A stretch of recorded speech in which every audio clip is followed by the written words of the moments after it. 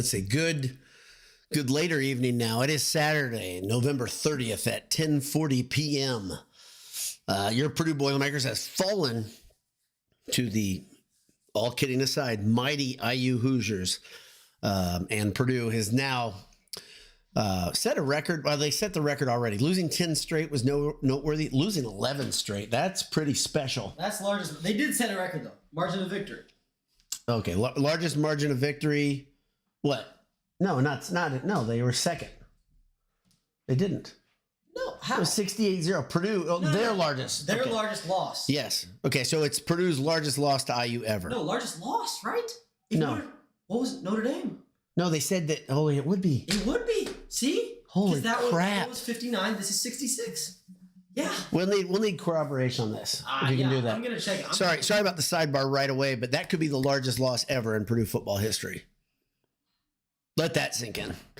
Could be the largest loss ever in the history of Purdue's football program in a long, long history. I'm Boiler Dowd. I've already done an hour and a half of a show doing the live look-in as I talked about Purdue getting dismantled by IU in the second half. It was 28-0 when the second half began. And quickly, it was already out of hand, but it got more out of hand. I'll talk about that here in a second. But first... It's worse. So Walters set the record and beat his own record. So Walters... Let's get into that in 1 second. Remind me. Okay. Thanks to Home Field Apparel for being here all season. If my video is janky, I apologize. Hopefully the audio is not. Let me know if it is. Thank you to Home Field Apparel. Head to homefieldapparel.com. Enter Boiled25. Boiled25 for 15% off your first purchase, or go over to their Twitter feed and you'll get the Black Friday discount, which is really good. It's hearty. It's 30%. That's awesome. That's first thing. Thanks to our friends at Home Field Apparel, who are founded by an IU alum. Congrats, Connor and company. And also, these guys aren't Purdue. These are Purdue alums, not IU alums. Go to AJ's when you're on campus. Gosh darn it. I've been asking you to do it forever. And if you haven't been yet, what the hell's wrong with you? Honestly, the food is delicious. The atmosphere is fantastic. TVs are on the wall, so you can watch all the many, many games that are happening. Here, check this. So if it's a night like tonight, dang that. If it's a night like tonight, you can watch so much sports, so much. There's Washington State's coach. And you could get mac and cheese bites, and you could get the delicious pretzel appetizer, and then you could get Italian beef or a burger. Burgers, beef, beer. That's AJ's. Also, order a pint if you're of legal age. Grab a beer. At the bottom, you'll get a Boiled Sports magnet if it's game day. You won't get one today because it's not a home game day. I don't think they do that on away games. Damn it, I love AJ's. All right, and I love Adam, and I love Jake. They're fantastic guys. Okay, anyway, so we're going to talk about football now. I've been talking about football for a while. Really, really bad football. I've been talking about for a while this season. But let's talk. Let's talk about that's a great name. You were almost named Quintervion. Let me tell you a little bit of history. LBD did the research on this.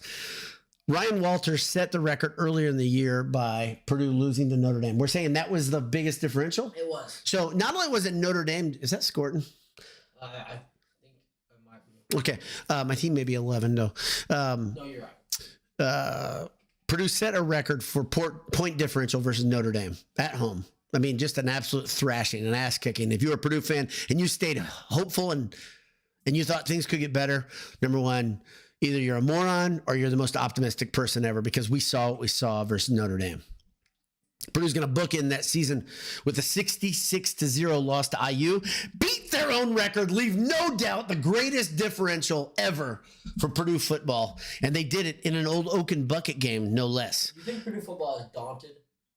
I think Purdue's football is daunted. This is a fair question. I think they are. I think they were daunted today. Yes, I think they were daunted today. Very daunted. In the snowy, cold night in Bloomington, Indiana, Purdue was absolutely daunted and just looked atrocious. They brought in Ewers? I'm confused. Okay. Sorry. I've got Texas A&M and Texas live. Texas up 17-7. Real football. I don't know if you're a Purdue fan like me, you watch other games, and when it's a season like this, we go back to the Hazel era. You're like, What they're playing is a different species from what Purdue plays. That is faster, that is better, it's more precise, it's more skilled. And Purdue showed all day how much out of their league they were versus first-year coach Curt Cignetti and the Indiana Hoosiers, who finished the season 11-1. And conversely, Purdue finishes the season 1-11 with the lone win coming over FCS foe Indiana State from just down the road. What an incredible season it's been for all the wrong reasons. We've seen all sorts of bad things. But one thing that we haven't seen a lot of injuries to Purdue. This is an incredible thing that not a lot of people are talking about. Purdue has played healthy most of the year, and yet, they've played record-setting bad football. Losses by huge margins. They were shut out. Is that the fourth or third shutout? Third. That's the third shutout of the season. Because Penn State was not shut out. Okay. But, and when they got shut out, generally they got shut out with style. Just absolutely throttled. I'm going to look at the stats. No missed kicks this time. Yeah, no missed kicks. Before I look at the stats, because I've been talking about this for the last hour and a half, if you want to hear my thoughts, along with LBD, who's off screen right now, he was here for about 40 minutes of that, I think. But we talked about the game in real time. We did a little bit of play-by-play sloppily. We didn't have the rosters in front of us, so it wasn't me. It wasn't very good. But it was fun. It was fun. Made a good situation. I've told you guys my philosophy on drinking and drinking bourbon. I do not drink unless I'm in a good mood. It's a positive thing. And I've got a bourbon tonight because I'm happy the season's over. I'm not sad right now. I'm not upset. I'm not angry that Purdue just got their ass kicked worse than they ever have by IU or anybody else. I'm just happy this damn thing's over. Now, the next part two of having this thing over has to be, we need good news. And this era's got to be over. It's got to be over. I don't know how, in any good conscience, the trustees, blocked punt by Texas A&M. They're going to get a short field at minimum. I don't know how anybody in good conscience could bring Ryan Walters back to do this job again. We had a ex-Purdue football player who played during the Hazel era come on and say, this guy's worse than Daryl Hazel was at coaching. That's a guy that played on that team. Well, is that just because he loved Coach Hazel? I don't think so. I don't think that's the reason. I think this is just the worst football we've ever seen as Purdue fans. Let's talk about stats. Let's get into that, and then I'll get into all your comments. So many of you are on here. I hope you're not all IU fans. If you are, you're not going to ruffle my feathers too badly. I've been getting texts from IU fans. Like I said, there are 5 good IU football fans, and I mean that. There are 5. Nick Barker is one. There are 4 left after that. The guys that have been texting me tonight who are IU fans and friends of mine, they are not good IU fans. They are soft fans that do not deserve what you guys have gotten, IU fans. You guys have gotten a damn gift because Cignetti is a great coach. This team is very, very good. They are in the playoff soundly, thanks to all the many shifts. They didn't deserve to be talked about not getting in the playoffs first, let's say. Not playoffs, playoff.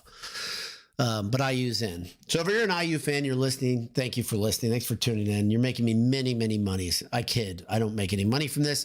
I do this because I'm a sick person. All right, let's look at the stats. Again, Purdue is 0-9 in conference. IU is 8-1 in conference at the end of the season when the dust settles. IU will be going to the playoff. Purdue will be licking their wounds at the very best.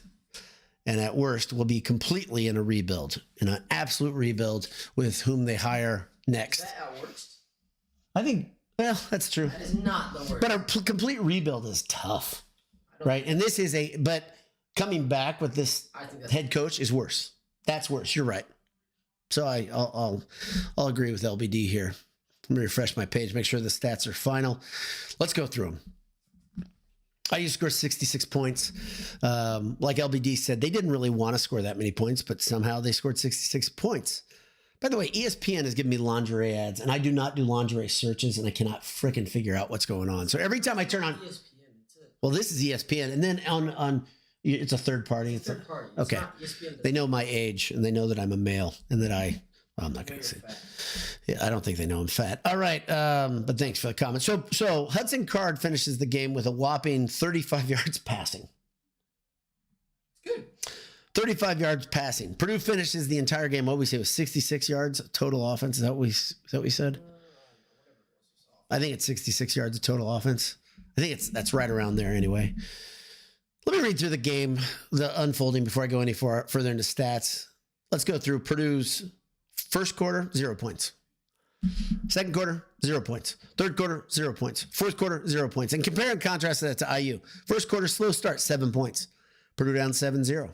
Purdue scored 1 offensive touchdown, 1 defensive touchdown total. No, it's just offense. They don't score on defense this year. They don't get takeaways. So 1 total touchdown in the first quarter all year.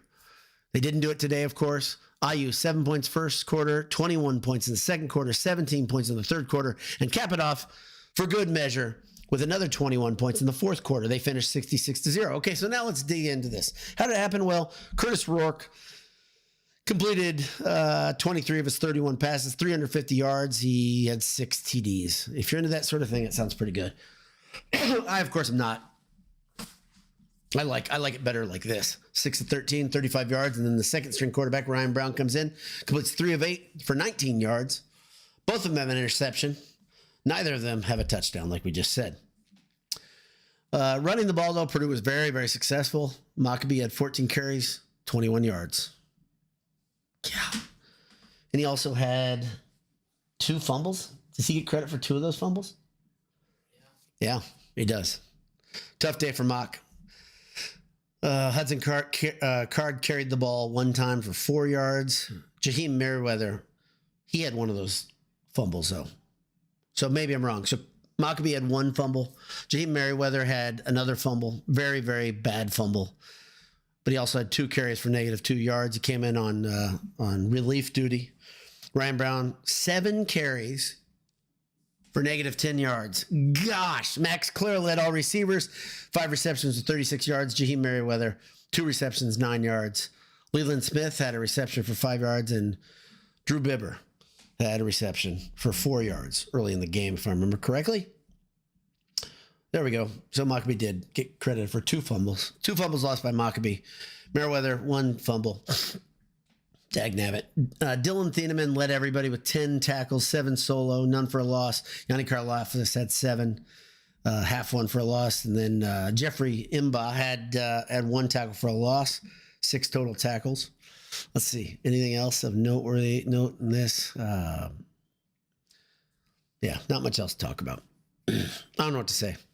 What I do know. Regardless, huh? Keelan Cremens. Oh, Keelan Cremens punted the ball really well. He had a couple blasts. Let's look at that. That's fun. Is he the MVP of the season? How couldn't he be? I don't know. Maybe Thieneman? I don't know. No, he missed some of the tackles. Okay, so Thieneman missed a lot of tackles. He had a lot of tackles, but he missed a lot of tackles. Kind of to paraphrase Patrick Ewing years ago.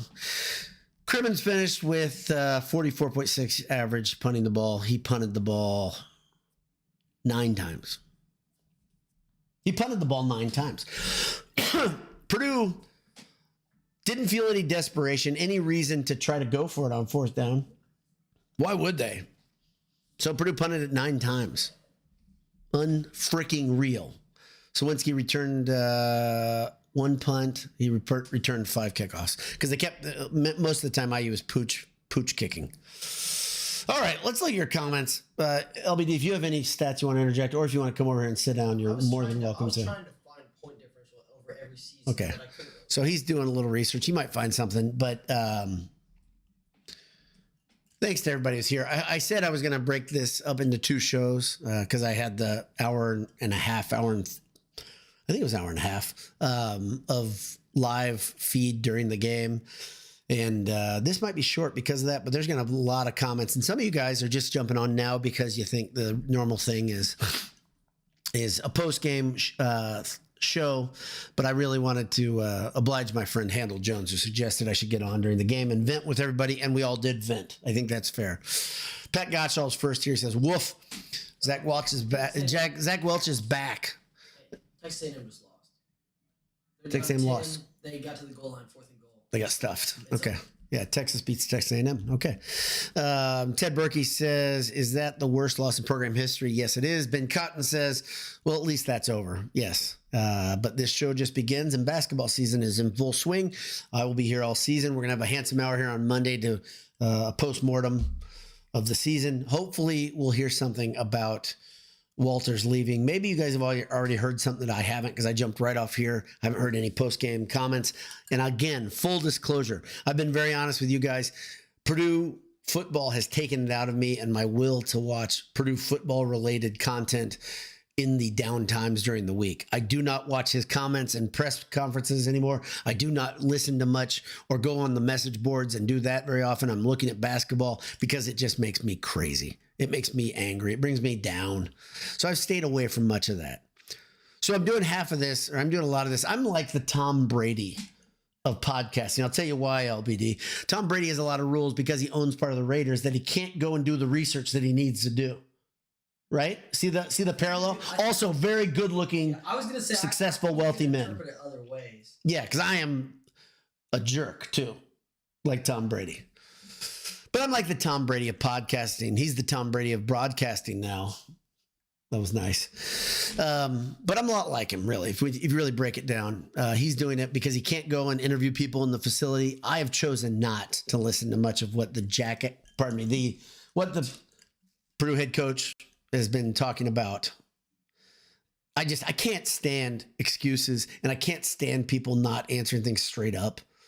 And some of the things that have been said in recent weeks talking about, like the first one that got me, really set me on the path where I was like, I'm not going to listen to this anymore, was Walter saying, I figured it out. Why this has been a bad season is because I had to call plays. I shouldn't be calling defensive or offensive plays. I should just be overseeing it all. So that's what he figured out a couple weeks ago. He didn't do anything to change that, I don't think. I think he still called plays for the rest of the season, right? He handed some of the offensive play calling to Simmons, Coach Simmons. But I don't. I got no time for this. Okay, so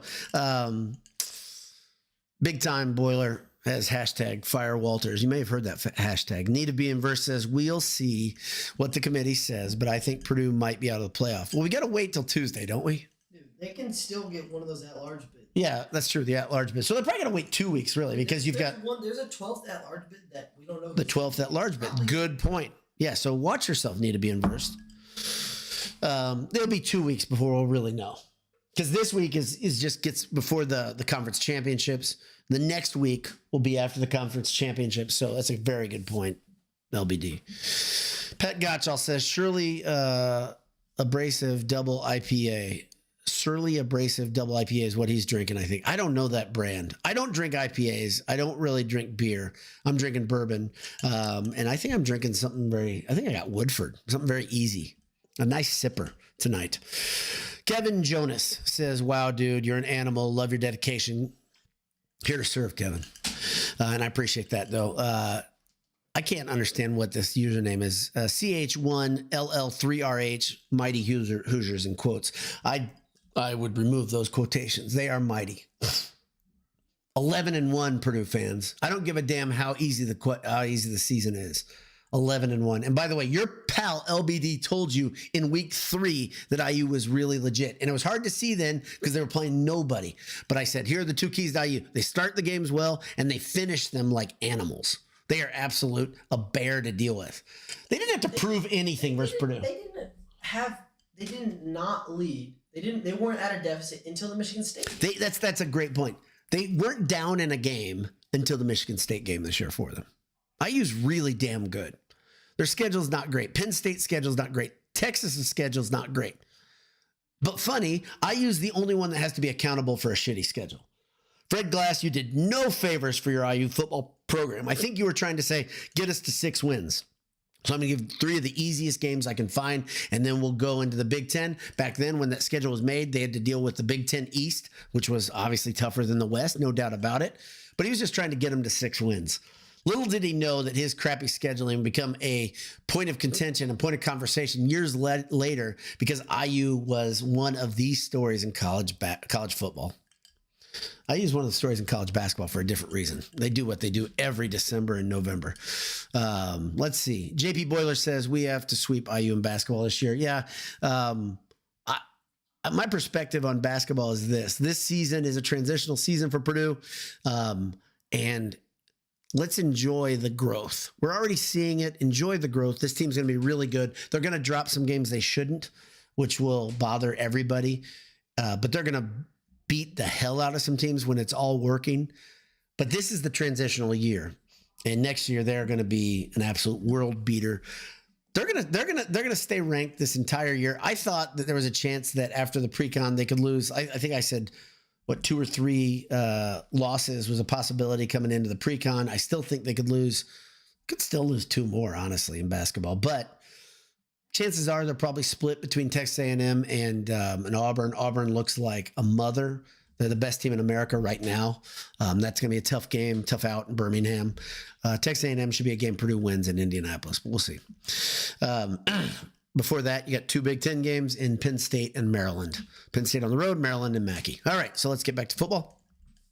Ken said, if Ryan Day wants to leave Ohio State, just saying, yeah, I tweeted about this. He deserves to be fired and deserves to get a phone call from Mike Babinski right after he gets fired. Mr. Matt, DSM says, sickos, assemble. Let's all assemble. Power up.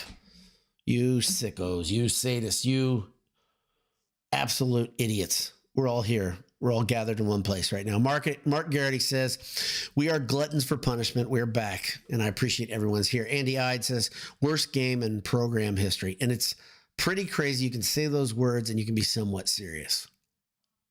It's the worst deficit, but it may be the worst game all out. It's incredible. Kevin Jonas reminds us it is the worst loss. It's the largest loss. Kevin in Albuquerque says, there are many Kevins on here. We have many, many Kevins. Finally, it's finished until the AD affirms Walters is returning. Okay. Don't rain on the parade. We're going to pretend that it's over.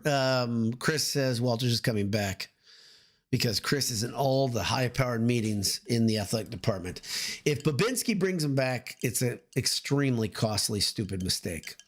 And it's a deliberate one because he's been told by many people that give a lot of money to this program that they're not playing around. They're not going to go for this next year. So Chris says, thanks for doing the live stream. You're welcome. Nolam23 says, this was IU's largest victory in the series. Previous high for IU was 45 points in 1988, back when Coach Mallory was on the sideline. I believe that the next year, Purdue got a little revenge and kept IU out of a bowl game. I think we talked about that earlier in the week. Frail Hammer says, sign Walters to an extension. Obviously. Just let's get some stability and get Walters more money. He deserves it. He's earned it.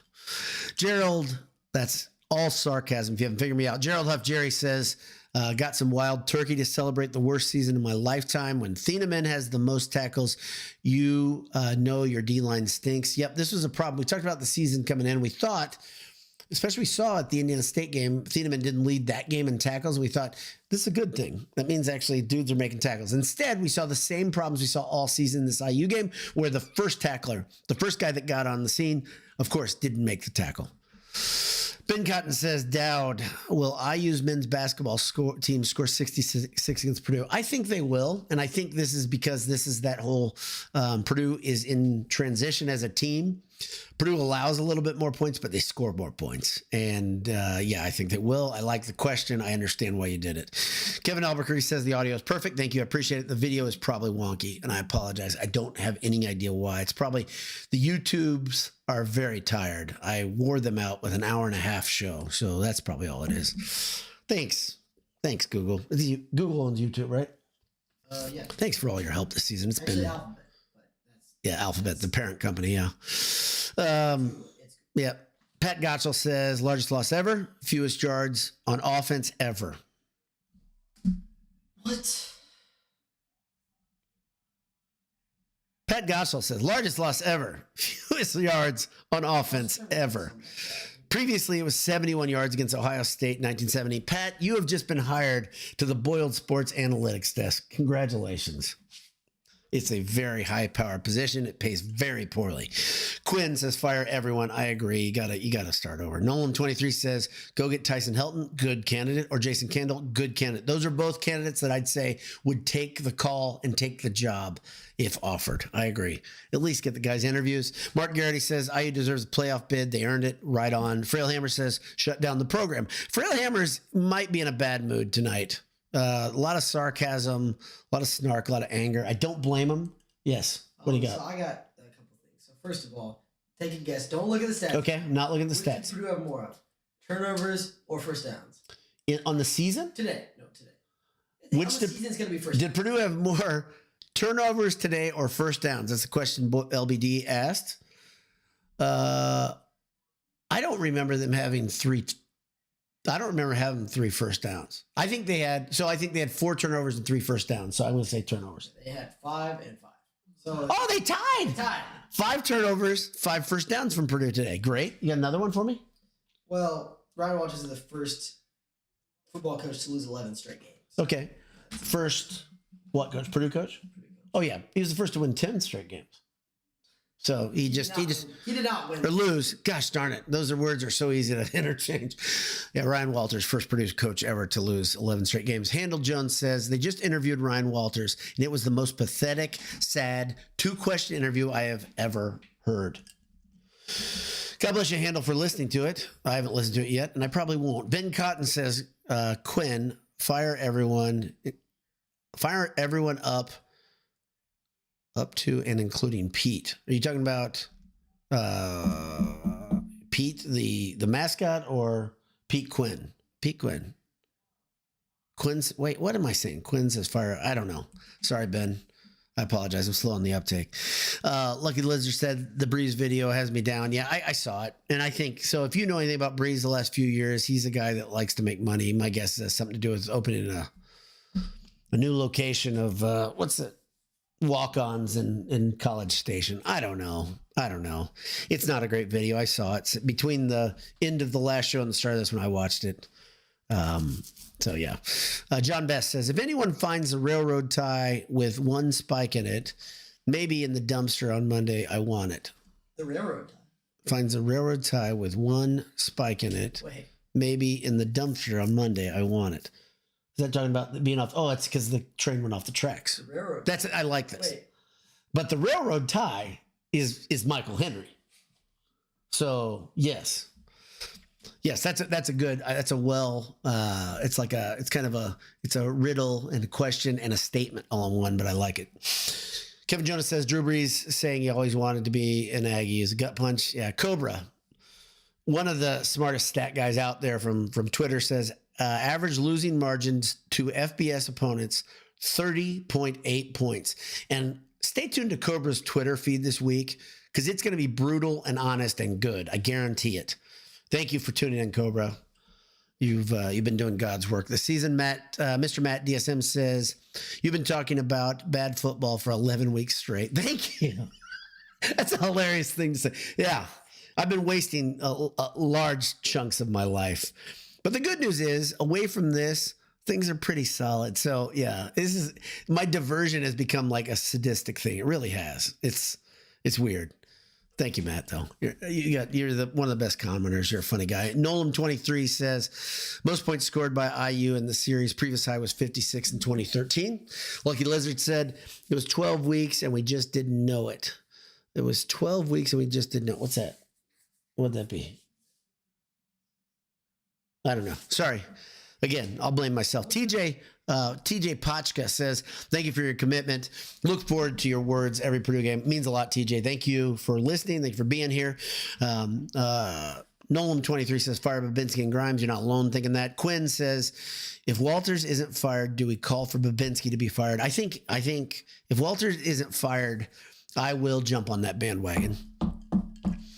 Regardless of what. So the problem is, the trustees in that case, if that's the scenario that unfolds, the trustees are complicit in it, and Purdue fans should get pretty angry at the trustees too. There's a lot of anger to spread around here. If that's the case, if they decide to go that way, and this is where I get to the point where my justice mind, and when I say that, I am really a justice minded person. I can't stand for things people not to be held accountable. But it's a horrendous decision. It sets the program back, like you said, back to 2016 and before. It sets the program back immensely to a very bad, dark era. And everyone should be held accountable in the way that you say, Well, gosh darn it, I'm gonna talk about this on Twitter openly. My feelings that I can't believe my Boilermakers care this little about football. At the same time, other programs are taking massive steps, massive commitments. We're taking a step back and not caring at all. If that happens, let's hope and pray we hear. It should be very quickly that Walters is done. Very quickly. I know Walters. Huh? Did I say Walters? Oh, Walters. From Dublin town. Let's go. Let's keep going. Jerry Huff says, Claire is going to be gone next year. Maccabee will stick around, though. I would like Maccabee to stick around. I'm not going to put that kid down. I won't do it. And Claire sounded like a guy with a foot out the door 2 weeks ago or last week whenever he answered that question. Don't blame him. But at the same time, sad to see him go. Sad to see a guy do that. Okay. Ken says the whole AD deserves to be canned. So he's saying get rid of the whole athletic department because this is such a debacle. It has been an expensive debacle, and it's going to get more expensive if they don't hold people accountable. Tripod says the Breeze video doesn't mean anything. Nobody wanted to play for Purdue in 1996. The same. Nobody wants to play for Purdue in 2024. Yeah, this is what happens when a program's in a low part, right? You're not getting a lot of guys in there. And that's the thing. It's amazing. I know people that were recruited in 1996. In 1995, I was in the 96, 97 year, I was an RA, and I met a couple guys that played for Purdue. They were true freshmen. And they were mammoth human beings. They still are. But they were the building blocks. That offensive line, that group of tight ends, that there were a couple tight ends that were switched over to offensive line by Tiller, that were recruited by Coletto, because Coletto he recruited dudes, big dudes, right?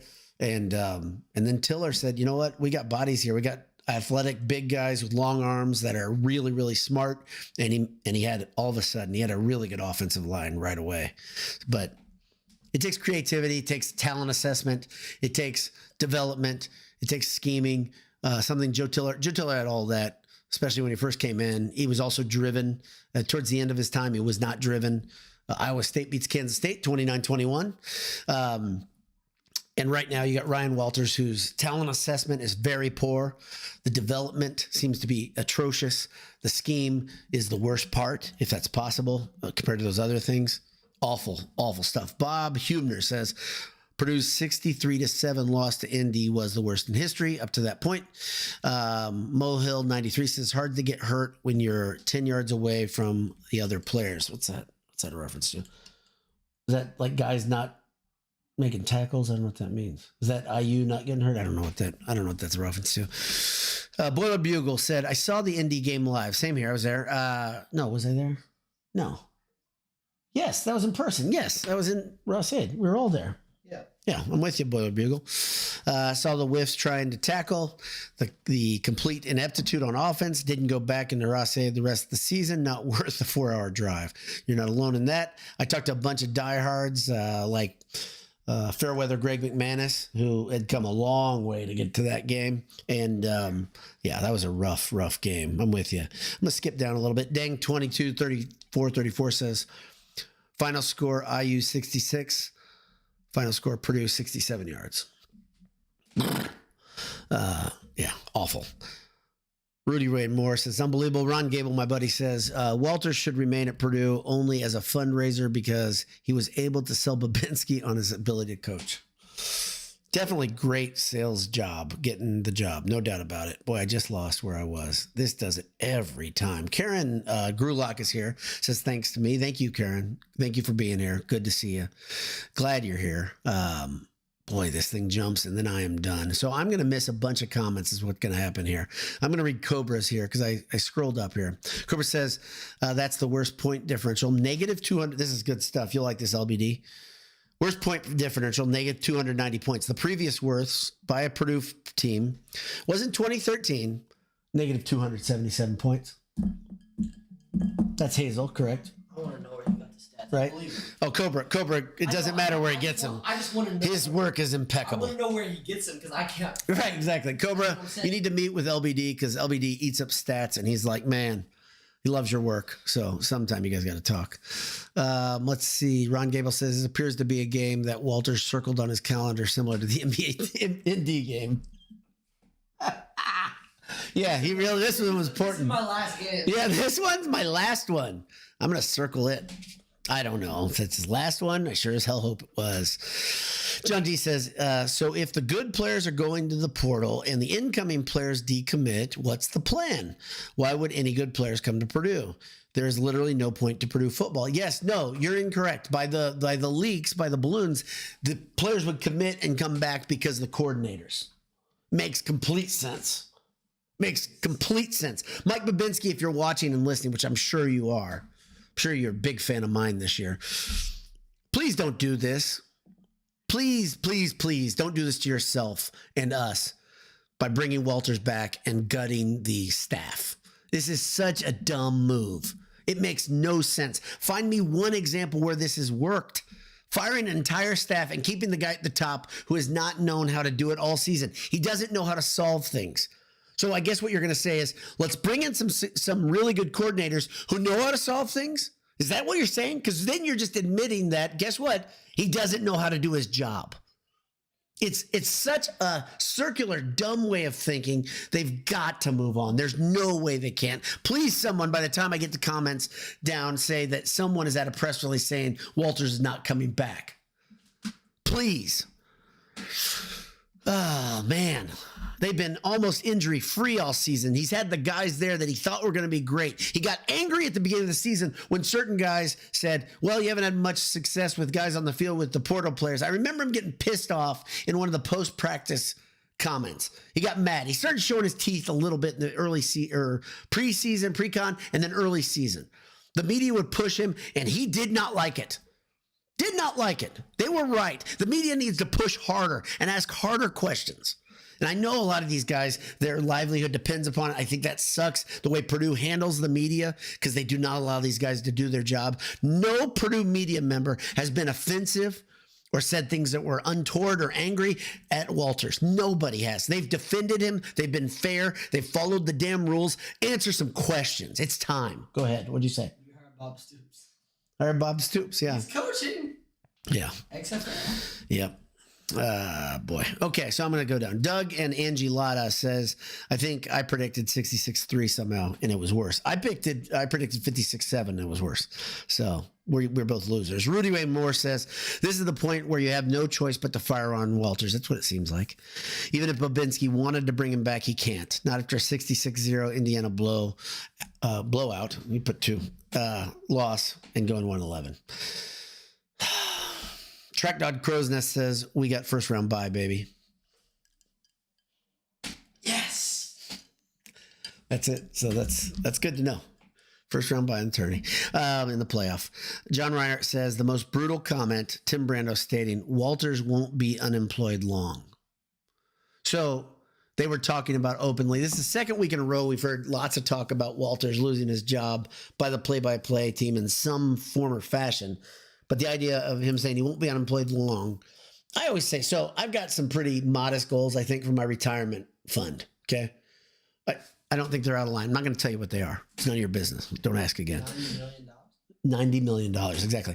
No, but I've got some pretty, I think they're modest, they're fair based on things that I've read and people that I know.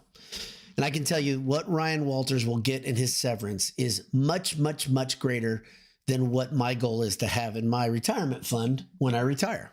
Like much greater. He's a young man. He could put that money into a very smartly run fund, even after a big tax bite, and he could live off that interest and never work again. He's going to live a hell of a life. He's going to be very comfortable. His kids are going to do great. They're going to be able to go wherever they want in school. Everything's going to be great. But he's also made a lot of money before, and I think he's done okay. With his money, I guess. I don't know. I don't know what type of money manager he is. Yeah, we don't need to feel sorry for the guy. We don't need to feel sorry for the guy. And guess what? Brando's right. He's going to get another job quickly. He's going to be a defensive coordinator someplace. So my guess is he won't be in a Power 4 school right away. He'll get a job for somebody like in the, let's say, ACC, right? He'll be a DC there. Or maybe he'll choose to work his way up the ladder and be a defensive backs coach in the big conference and take a major pay cut, Whatever he wants to do, he can still sit on a throne made of cash if he wants to. He's not going to do that. but he's got the chance to make more money. He hasn't burnt anything down, I don't think. So, yes, he's not going to be unemployed long. Jerry Huff says, that's depressing, John. Yeah, a little bit. Gordon Butler says, 2 worst losses in program history to in-state rivals this year.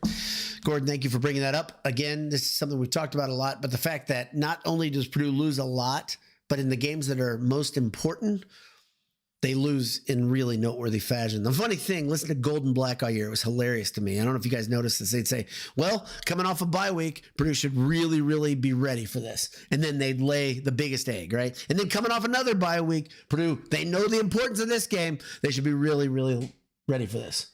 And they were not. Purdue's coaches had no answer of how to prepare a team, how to watch film effectively to get them ready for a game, how to make adjustments during a game. We did see 2 games where they, in the second half, they played better than the first half. There's no doubt. There's 3. Illinois, definitely. Did Northwestern, they played better in the second half? Sure. And Michigan State, they played better in the second half. So awesome adjustments, those 3 games. Here's the thing to keep our wits about, and when we look back and we say, wow, they did compete in those games. Number one, a lot of Purdue fans said, Walters knows Illinois. There's no doubt he knows Illinois. So being able to counterpunch Illinois, he did it, and he was motivated. He wanted to beat Burt. Second thing, Northwestern's not good. Third thing, Michigan State's not very good, and Michigan State gets worn out every game. I don't know if they don't have depth, but they lose games in the second half on the regular, okay? Purdue got just absolutely smoked by a very mediocre, let's go to bad, Wisconsin team. Smoked. They looked like they had no idea what to do. Wisconsin, you can talk about a get-right game. If you want to look at some of the benchmarks of this season, let's look at this. Oregon State sucks, okay? Purdue did not compete very well against Oregon State. Tell me if I'm being wrong, LBD. Oregon State sucks, right? Wisconsin stinks. Okay, and I'm trying to remove the obvious ones, right? We can say, oh, Purdue had to play all these top 5 teams. Yeah, it's tough, but they also played really badly against teams that aren't good, right? And the big theme of all these, even if they competed, even if they went into overtime with Illinois after scoring 40 points in the second half and in overtime, they still lost the game. Moral victories aren't enough to keep a coach around when that's all you've got. If you had a bunch of moral victories and you had 4 wins this year, we've been saying it over and over, I think Purdue fans would be like, okay, let's turn the page, get to next year. Now, make sure there's some stability in the program. We need to see that because we haven't had that for years in personnel. Everybody's heading to the portal.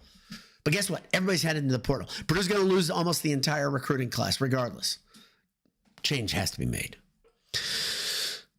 A lot of rants. Ed Albanese, the Gummy Bear King, says, when we lost against FDU, Painter owned it. He did not play around. Never heard Walters do the same. Okay, so I talked about this.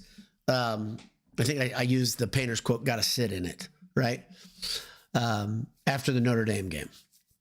I said, you got to sit in it. But I think I talked about the parallels there fall apart pretty quickly because that program, the basketball program, has such a strong identity in what it is.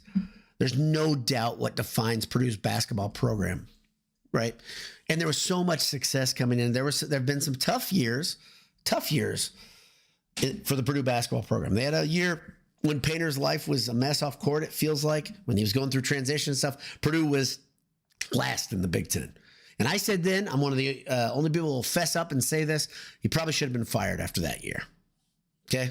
So I'm consistent at least. And I said, okay, he came back. That's a phoenix, what he did, right? Came back, adjusted everything. The way he recruited, the way he schemed, the way he looked at the program.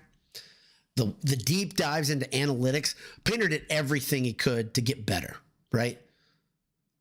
Walters never did anything where it looked like they improved enough to get over the hump. They would improve one thing and then another thing would go to hell. It's like they said, oh, we only have an hour and a half today. We ran out of time again. We worked on defensive backs today.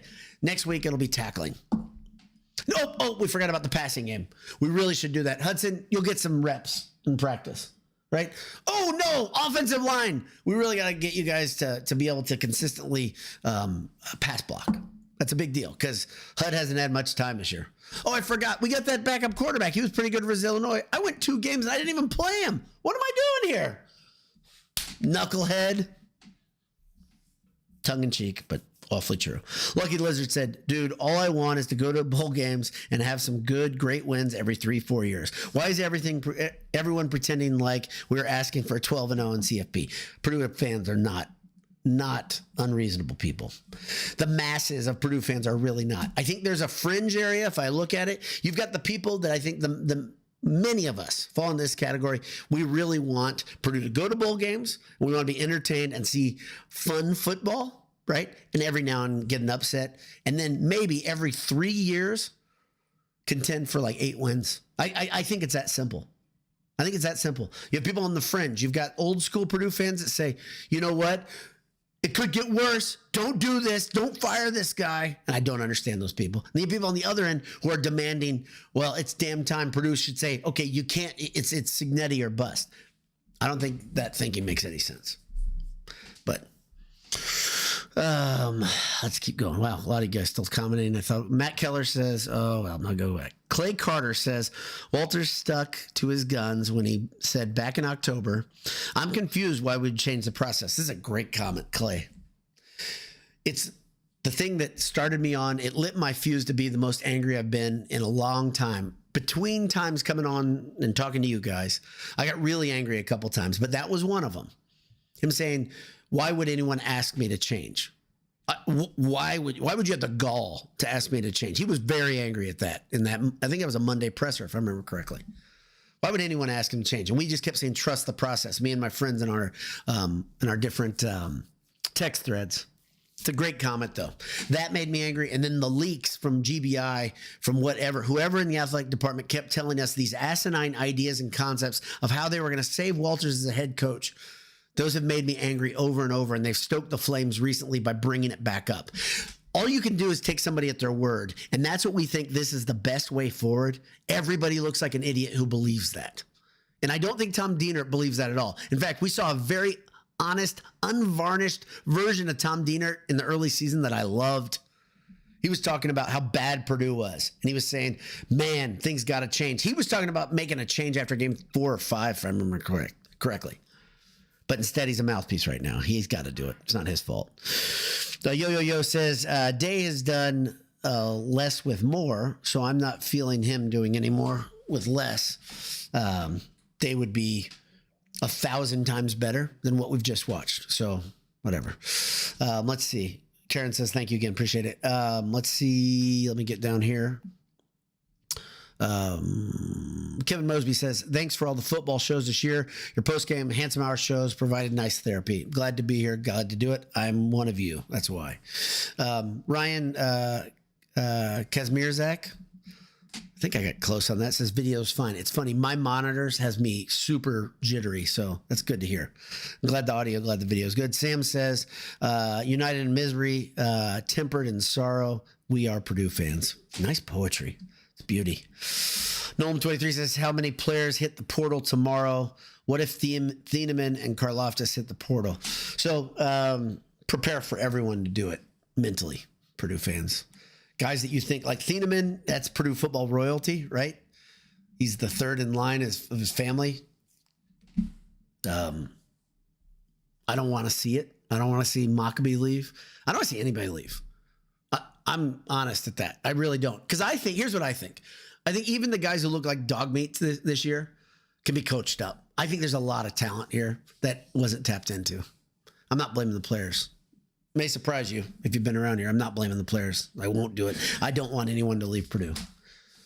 There's not a guy that I've heard a bad story about just being a bad guy off the field, a bad teammate, that sort of thing. That's when I want guys to leave Purdue, honestly. Even guys that aren't great, that aren't bad teammates. If you're not great, not that talented, you can serve a purpose too. You can get on special teams and bust your ass. You can be on the scout team. Yeah, I don't want them to leave, but I think we should be prepared for many of them to leave. Jason Ron says, portal season going to be rough. Starts this week. You're right. It's going to be really rough. Rudy Ray Moore says, we need a proven head, offensive mind, Coach Dan Mullen or Lance Leopold. I don't think you can get Leopold. I don't think Purdue can pull him away. But Dan Mullen is doing TV work. To me, it feels like we get Dan Mullen, you get a lot of Fred Akers vibes, a guy whose best years are behind him. That's just me. but I do like him. He's on my list. He's a guy that I definitely have conversations with. Here's the other thing. If I'm Mike Babinski and I'm a thoughtful guy, which I think Babinski is, I really do. I think he's smart. I think he's thoughtful. I would say I need to save myself from myself. I failed so badly at this last hire that I need many people into this process that have done this before. I need consultants that are good at listening to interviewees, right? And I don't want to just be wowed by a good-looking guy in a tight shirt. I'm just kidding about that. He probably didn't wear a tight shirt. He probably wore a suit to his interview. But they were wowed by Ryan Walters. There's no doubt. So whatever mistakes you made last time, Mike, you can make good on it by getting the right guy this time. Okay, if you remember correctly. Yeah. Nobody, like a lot of people did not like Walters. Oh, no, I know. And they were like, wow. So OBD, if you can't hear, I don't know if you can hear him, is picked up on the mic. He said, if you remember, a lot of Purdue fans did not like the Walters hire. I think you're being fair. And I was one that, what did I say? I liked the fact that Babinski liked him. That was the thing that impressed me more than anything. That I was like, okay, yeah, this guy. If Babinski's impressed by him, I'm in. Because I had thought Babinski had built up a lot of goodwill by me. But a lot of Purdue fans were not on board. No doubt about it. No doubt about it. Okay, let's keep going. Let's see. Chris R says, this has been an off football season as a Purdue Bears fan. Yeah, it's tough. One coach replaced, hoping for one more. Yep. Yep. Eberfloss, is he gone? He got fired yesterday. Okay, so Eberfloss is out in Chicago. That's good news for Bears fans. That, by the way, that comeback, just getting overtime last week, I know they lost, but that was an incredible comeback at the end of the game. I'm not a Bears fan. Sam says, leaving may pause for a bit as the team waits for what happens with Coach Ryan Walters first. Let's see. I'm going to go down here a little bit. Rudy Ray Moore says, my problem with Gruden is he hasn't coached college football recently. I don't want Gruden. I don't want Gruden. Sorry, I'm not on board with that one. So I know he's out there. And I know he wants to coach, too. He wants to coach badly. I tell you one thing. He would be entertaining. It would be the polar opposite of Ryan Walters, a guy that's coached for everybody at every level. And he's going to come in. He's got a huge personality. Obviously, he's got some baggage he's carrying with him. And I think that's going to keep him off Purdue's list. I just don't think it'll happen. Let's see. Mike Gordon has a good name. I like Dillingham. Yeah, Dillingham's a good one. Dillingham's also an Arizona State grad. And that's something that I think is really tough to compete against. So money does talk, there's no doubt, but he's an Arizona State grad, and they really, I would argue they gave him a chance, and I don't think he was being given a lot of calls. And his mama called, and he went there, and he's proven himself. He's been great, no doubt. Caleb Gerald says Ryan Day is head coach, paying Walters to move him to DC. Yeah, I don't think that ever happens, and I don't think I'd even want Walters as my DC. So let him go find another job, get him a fresh start. Everything's going to work out. It's going to be great for him. I'm not saying he's worthless as a football coach at all. I just don't, not at Purdue. Let's see. Anybody on here? Yeah, I don't think, that's not going to happen. So I agree with you. Maniacally, Steve. All right. I think that's it. So 53 minutes of post game that followed an hour and 30 minutes of live game feed. I think I'm done. I think stick a fork in me. I am done. So that's about it. There is a long list of guys that are capable that should be called if Ryan Walters is shown the door. Ryan Walters is going to do fine, and I'm just ready for move on. Ready for much better things. Good night to everybody. Purdue has finished the season 1-11. Purdue has lost 11 straight games. Purdue has two of the worst losses in the long history of Purdue football. I don't like the word embarrassed. I just don't like it in sports because I think embarrassment is when someone does something that is a moral or a character issue, and Purdue hasn't been embarrassed that way. But if you can say they've been embarrassed, if teams embarrass themselves on the field, Purdue has definitely done it in the way that they have not shown much fight. They've shown no innovation. They've shown no ingenuity. They've shown no sense of panic, meaning, wow, we need to get better. No pressure on them. An absolute abject failure by Ryan Walters and company this year.